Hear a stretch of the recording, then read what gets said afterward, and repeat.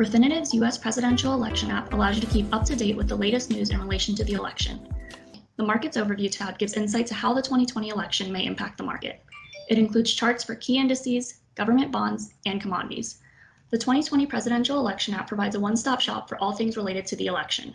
By combining news, graphs, charts, and market information, this app aims to provide you with a holistic view of the most important information leading up to the November 3rd election.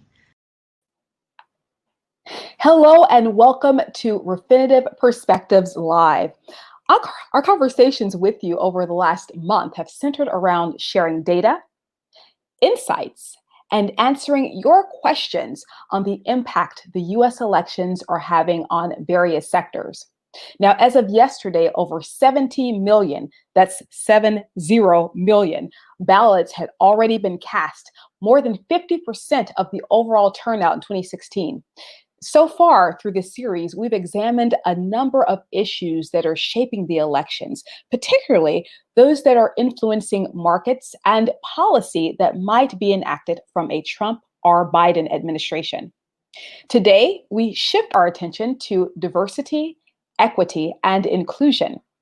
We've assembled a number of experts to help us understand how racial inequity and the associated wave of protests are affecting stocks, how the race conversation is changing the investment landscape and corporate America, and how the confluence of these factors impact how we value companies.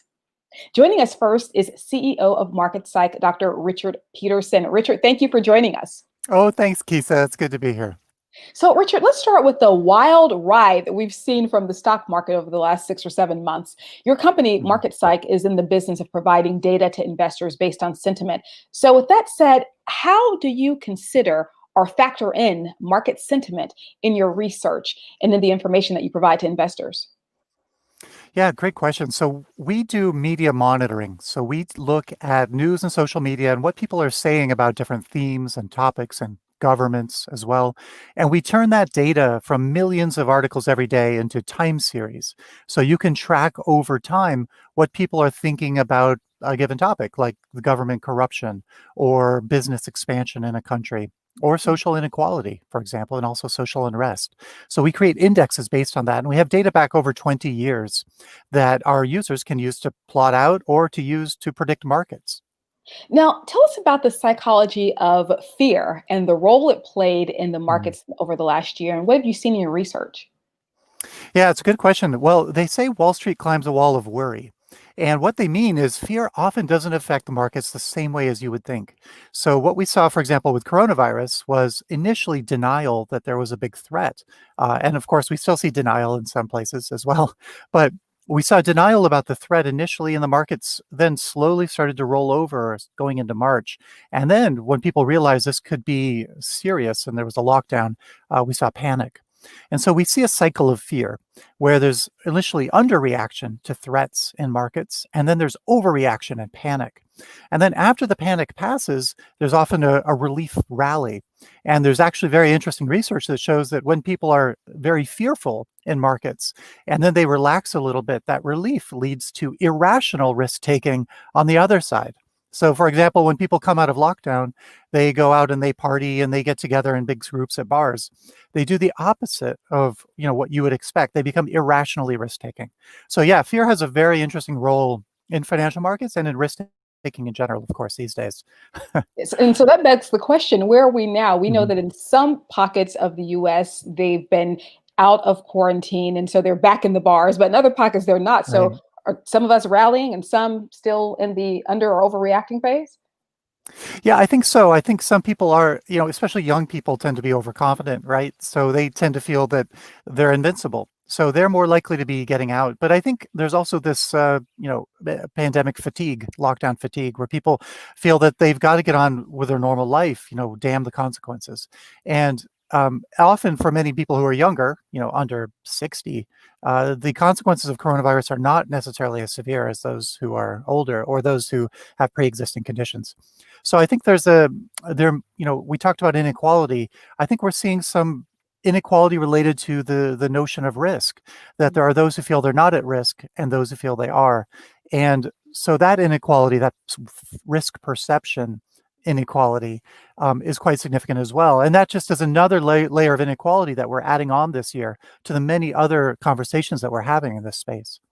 Now, let's talk about the election specifically, election news, as well as news about unrest and racial inequality protests. How have all those things really come together to impact trading?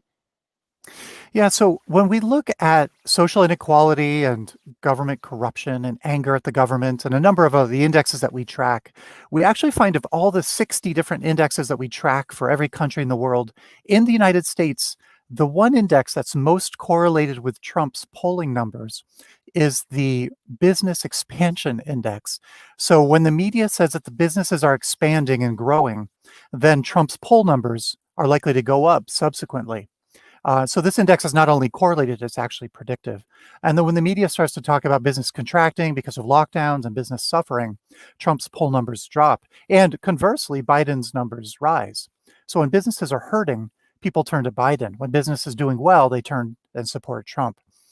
And so in that sense, the social inequality has not been part of the conversation of what's driving polling numbers, for example. And what will determine the next election. It's actually the conversation has moved from law and order, as Trump would frame it, or equality, as Biden might frame it, to more of this question around what's happening in the business climate. So interestingly, that's what we found to be the most correlated with polling numbers. That said, when social unrest broke out, and what we've seen since then is, at least what we've seen historically, is a big drop in trust in the United States. Now, there already had been a big drop in trust starting in 2015, 2016, but that drop has continued much lower. And we've also seen a drop in trust in societies where there tends to be social breakdown, like around the Arab Spring.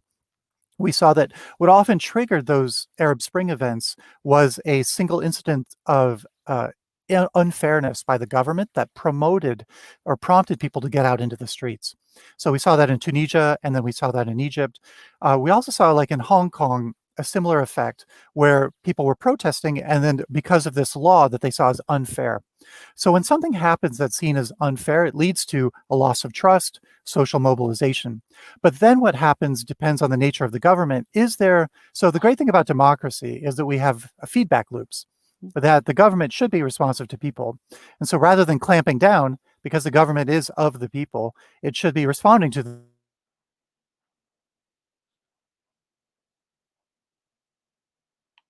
people's concerns. So it sounds like the loss of trust could also impact the markets broadly. Is that what we're saying here? Yeah, so what that will impact generally is the economy. So when we see high anger, loss of trust in a country, we see lower economic activity longer term. So that's where we see the impact. We don't see it in the financial markets as much, because right now the financial markets are really driven by the Fed and fiscal stimulus, which is different than long-term economic activity and productivity. Okay, great. Now, I've heard you say in other presentations that there is a difference between what conservatives are driven by and what liberals are driven by. I'm going to ask you to expound on that. Sure. So yeah, there's some research that shows that liberals, for example, tend to be much more comfortable with uncertainty and more interpersonal kind of chaos, while conservatives tend to like things more organized and sort of traditional, obviously. But there's other differences in the way they deal with fear. And this actually was first really brought to public attention because of the Cambridge Analytica scandal, where they looked at how Cambridge Analytica would target people on Facebook to get them to vote conservative or vote liberal, depending on who they were hired by. And what they found was Cambridge Analytica had these insights where conservatives tend to be much more focused on fear related to personal safety and security. So burglars, immigrants, people that they are different and that they're not comfortable with. So more of physical safety and security, while liberals were more focused on fears related to, say, poisons or toxins in the environment. So environmental issues or abstract issues like inequality or injustice. So more of these theoretical, more intellectual type ideas were more threatening or more seen as higher priority to liberals than physical safety and security, which is more of an issue for conservatives. So the fears are different, and that's what makes it challenging when we look at markets. You have different groups with different competing fears that dominate, and it's a diversity of fear, fear stimulus. And so in marketplaces, we do find there are these broad themes that drive prices or polling numbers, but often it's not the same thing that drives people on an individual or a subgroup level. Very interesting, particularly the theoretical ideas. I'm sure there are a lot of folks who would debate whether inequality is theoretical or not, but Ah, great information. oh no, Great, I'm well, not great trying to observation. say that at all. No, I mean, Absolutely. clearly there's inequality, and our indexes on inequality have risen to all-time highs. And so I'm not trying to say that, no, not that it's theoretical, but that the fears that people have about these topics tend to be isolated based on, their internal concerns and what prompts them to feel fear in the first place. Okay, So so that's why individual. yeah, so it's often very individual and based on past experiences as well. So there are some people who have no, or limited concept of what it would be like to be in an environment of inequality. And so they can't empathize easily because they've never experienced that and they don't understand that. Their fears are more around, other what are called out group others coming into their space. So they have a very different concept of what they're afraid of. So what I'm saying is not that it's a theoretical concern, but that some people see it theoretically because they can't understand it viscerally. They don't feel it or empathize with it. Absolutely. So that we understand. Such a fascinating conversation. Richard, thank you so much for this Oh yeah, great thanks. conversation. Thank you. Thanks, Keesa. Take care. You too. So during the last few months, particularly after the death of George Floyd, we saw corporate America step up vocally to condemn racism and discrimination, and in some cases, even making big commitments to reduce bias within the organizations. Joining us now is Managing Director of the Americas at Refinitive, Mike Dionne, along with Emily Graham, Chief Diversity and Inclusion Officer at PR firm FleishmanHillard, and Sarah Weitzman, Director at Fortune Magazine. Mike, Emily, Sarah, thank you so much for joining us. Thanks for having me. Thank you. Mike, can you comment on whether what we're seeing now is just lip service from corporations, or are investors and firms actually really interested in social change? What does the data show around this? Yeah, so there's three things that we look at. Clearly, the number of companies that are reporting on their diversity initiatives is increasing. Approximately 215, 220 of the Fortune 500 are now reporting numbers on gender equity, meaning, how many women do they have, or people of racial diversity they have in leadership positions. So that's a significant improvement over even just the last 2 or 3 years, and we're anticipating that companies measuring those things and producing for investors, shareholders, employees, other stakeholders, those numbers will continue to increase. The other data point that we look at in trying to understand how the investing community broadly is thinking about these things is we look on our desktop usage, in our case, Icon and Workspace, and we saw some very significant spikes in searches where words like equality, diversity, are being looked at. So as one would expect, around the timing of George Floyd's death, we saw a significant spike in searches for articles and data that included those words. I think the final thing that we would look at in terms of how the broader community, the investment community, is responding to this is the number of funds that have been launched around initiatives or with a social component to it, an ESG component to it. The inflows into those funds have been up markedly in the first half of the year. So 3 very specific data points that suggest that these issues are very top of mind in corporate America and in the investment community at large. Great. Sarah, along these lines, on Monday, Refinitive announced a partnership with Fortune Magazine on an initiative called Measure Up, aimed at getting more company disclosure around D&I targets. What is the desired outcome here? So for us, the desired outcome is to be able to objectively quantify equity in business. I think to Michael's point, Refinitive has been doing this for a long time with your gender metrics in your ESG data. We've been able to track the data and the way that it's impacting investing and that these companies are actually performing better than some of their counterparts. And I think that our goal here is to take that and translate it into diversity and ethnicity data. So for us, we are looking to encourage organizations to disclose their racial and ethnicity data.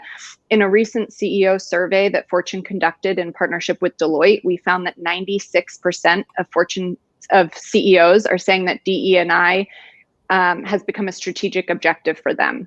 But it's not enough for these organizations to simply put out press and say that they're going to prioritize diversity during their hiring practices. We need to actually be able to measure the information, the data, to see how these organizations are performing overall, but also to see how the diversity is laid out in their executive suites and be able to track it from the ground all the way through to their most senior roles. And so together with Refinitive, we're aiming to encourage this first step of disclosure to get Fortune 500 companies to disclose on diversity, racial, and ethnicity data within Refinitive's contributor tool, and to be able to track the progress in corporate America to see how these companies are measuring up. Lots of conversations about measurement and metrics. Emily, tell us what more can be done to drive measurable, scalable, ongoing change here. Well, the things that get measured get done. We talk about that, but the truth is we know that we can input the measurements we want to get the outcomes we want. And we need to rethink what success looks like. I will say that I think part of the challenge with diversity, equity, and inclusion, and the reason every company in June had an outcry and a reckoning about how much they hadn't done is because they weren't measuring the right things. And we got really comfortable with the awards and the box checking that said we had this much diversity and this many women and this many things. And so we're great at DE&I and we got our award and we have been leaders for 5 years. We are not thinking through the hard things that will require what success looks like in 2021 and beyond. The goalpost has changed, right? So in order for us to be more specific with measurement, we have to get more real about what progress and success looks like. And it needs to be super rigorous. And we need to not talk to ourselves. We need to ask those outside of our organization, third parties, to help inform what we're measuring so that we can really be authentic in that measurement journey. Now, Emily, the dial seems to be moving in the right direction based on the data that Mike provided us, as well as some of the sentiment that Richard provided. The direction being diversity and inclusion in the workplace. But how can we ensure that there is a clear process around equity specifically? You mentioned a lot of talk around D&I, but the EP seems to be lacking. What do you say about that? Yeah, equity is about proportional representation. Equity is about looking at the marginalized communities and seeing what we must do to get them to have equal footing. That is hard work. You know, equity is an action that we must be doing all of the time. And I think in organizations, financial institutions, we have to remember that inequity is systemic. It cuts across financial systems, healthcare systems, education, every single institution you can imagine in America and in the world has had some sort of inequity built into it, even legally. And so that has to be dismantled over generations and generations. What I think is those who are in positions of power and those who are in leadership have to become personally invested in what they will sacrifice to make equity a reality and what they are willing to make accountable when it comes down to being equitable. That has to be a real conversation and a real acknowledgement. Otherwise, we're going to keep spinning. You have to look at pay. You have to look at opportunity and access. You have to look at promotion. You have to really look at how you are allowing those in your organization who are marginalized to have not only a seat at the table, but a runway for success. Emily brings up a great point about accountability. Sarah, how is Fortune using the data to reframe how we see and view and value companies, and even how we view and value what accountability looks like? Yeah, I think to Emily's point about the awards and the recognition that we've just been accepting, the Fortune 500 is a renowned franchise for us. We're looking at the companies that are the largest US-based organizations purely based on revenue. And I think that this partnership is an opportunity for us to take a hard look at that list and take a hard look at the Fortune 500 and say, they may be the biggest guys out there, but are they doing things the right way? And so we are going to be integrating Refinitive's data into the Fortune 500 as an opportunity to sort of rejigger and reframe the way that we look at the 500. So there will be a capability where you can actually resort the Fortune 500 based off of their ESG diversity and inclusion scores as output through Refinitive. And so that will be an opportunity to say, are the biggest guys on that list, are they actually creating equitable workplaces for their employees? Or is it a lot of talk and PR that came out back in June? Or are they taking the actionable steps that need to be done? And so this is an opportunity to really weave accountability into the experience, as investors, as employees.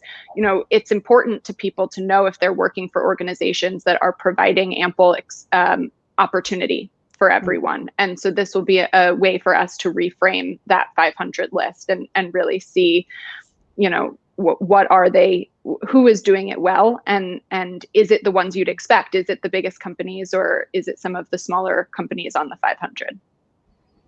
Mike, you've also worked with numerous companies, worked with numerous clients, stakeholders, and I'm wondering, over the years, where do you see the biggest opportunity now that perhaps you didn't see a few years ago? Well, there's no lack of opportunity to improve on this. It starts with I think the truism that what gets measured gets done. And while we've put in places, and I say we, large corporations, Fortune 500 have begun to put measures in place, we've only scratched the surface. And even when we look at more closely the measures that are in place, and so I cited earlier, 250 S&P 500 companies that were measuring the percentage of women in leadership roles, it's still telling us that only 33.6% of leadership roles are filled by women. So not only do we have room to grow yet on what we're measuring, because right now it's largely focused on gender, a lot of opportunity yet for racial and cultural diversity to be incorporated into those metrics. But beyond the measurement, being transparent with our employees, the investment community, the broader stakeholders as to what those numbers are telling us. Right now, it's not a good story. I don't think anybody could sit there and with a lot of pride say, yeah, we're where we want to be. But it starts with measuring. And I think the transparency into those measures is going to become a requirement. I think the investment community is going to demand it. And clearly the younger people coming into the workforce and continuing to rise the ranks in the workforce, they're demanding it as well. They want to know that the companies that they're working for take these inclusion measures very seriously. And in order for that to be the case, they've got to be measured and they've got to be transparent about how they provide those measurements to the stakeholders. Great. So for both you, Mike and Emily, talking about those emerging investors, the ones that are in their early years now, how is the work around diversity, equity, inclusion impacting their investment decisions? So Emily, if you want to speak to that, and Mike as well. Yeah. There is no separation really between the value system of these young investors and the way they spend their money. They are intrinsically linked. It is required that they feel a connection or effort from the companies they're going to do business with and that they're going to invest in. I think the millennial investors started to show us that 5 years ago. You started to see their interest in value investing, but really green investing. I mean, look at the uptick there. Look at what they've done with ETFs, how they completely reorganized that entire system. And also because ETFs have such a variety, and they were able to follow iShares and invest in the things that mattered most to them. They started to be able to have their portfolio really reflect not only their investor and be their tolerance, but also their actual requirements. When I think about our work at FleishmanHillard, and I think about the brands and the companies that we work with, some of the biggest consumer-facing brands in the world who really need to engage with the future investor. We today just came out with something called the DE&IQ. It's basically a diagnostic tool Ultimately, it measures 5 different areas for companies and their DE&I journey. It looks at diversity, equity, inclusion, but it also looks at 2 other things, accountability and advocacy. Those 2 A's, that is what new investors care about, accountability and advocacy. They really don't want companies who are stuck on neutral. They want to know that companies have something that they stand on. And I'm not trying to be partisan. I'm saying that if we just look at this election, even against the backdrop, people want you to feel and say something. They want to know that the company has an identity and a soul and that they will be pursuers of progress. They don't want you to think that 2019 and 2020 up until June was acceptable. So I really think we're going to see a new wave. I think Generation Z is even going to be more on advocacy than the millennials were. And I think as they start to emerge and we see investment trends, it's going to become more of a requirement for the companies they invest in to show up authentically in their portfolios.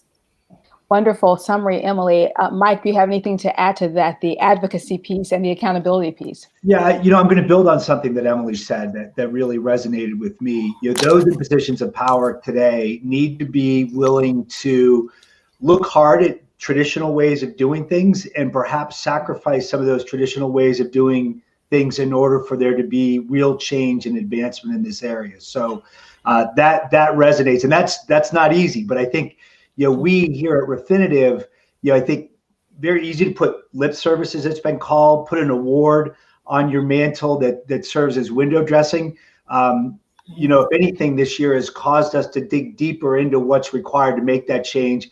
And in some cases, it's the reality is a little uncomfortable, but that discomfort is a prerequisite, in my view, to making real change. Great information. First of all, Richard sharing with us what sentiment is, how fear impacts the markets, denial impacts the markets, talking about denial of COVID-19, and just the trajectory of panic, underreaction, overreaction, and then a relief rally, whereas some folks in the US may be participating in a relief rally, those who've gone through certain measures, and others might not be, depending on where they are. Also, feeling at risk. What does that risk look like when it's physical, when it's personal, and how does that play out in markets? Also, we talked a bit about some of the indexes, business expansion index, how it's correlative as well as predictive, and how many businesses, when they feel that businesses are contracting, how this is hurting Trump, but helping Biden and vice versa. Also, we talked a lot about social unrest and how that can generate a lack of trust. Social breakdown equals a lack of trust. And when there's that lack of trust, it can impact and create a lower economic activity environment longer term. Moving into our conversation around what we're doing now in corporates in the marketplace, we see that investing community numbers are spiking in terms of searches around words like equality, searching for words such as diversity, articles in data. Those word searches have increased tremendously, particularly after the George Floyd death in May. We also see increases in inflows around funds that have a focus on social and ESG. And the Measure Up initiative between Refinitive and Fortune, and how that really seeks to encourage organizations to disclose racial and ethnicity data. And also, Emily gave great insight on really rethinking what success looks like as it relates to diversity, equity, and inclusion, not just doing the box checking, not just looking at awards, but really focusing on how we measure, what we're measuring, and ensuring that there is accountability. And as always, there is considerable room to grow in the racial and ethnic space. We've seen some progress in the gender conversations here, but a huge area to grow there. And those in positions of power need to take a hard look at how they're measuring and what they're measuring. Sarah, Emily, Mike, thank you so much for a fantastic conversation. Thank you. Thank you. And as always, a huge thank you to our audience for watching. It's only days before the presidential election may be decided, and you can follow all of the commentary of the election and even beyond November 3rd by following the link or scanning the QR code shown on your screen now. We'd appreciate your feedback on this series, as well as any questions you might have for us. Reach out on LinkedIn, Twitter, Instagram, or YouTube. Thank you so much for being with me. This is Keesa Schreane, and be well.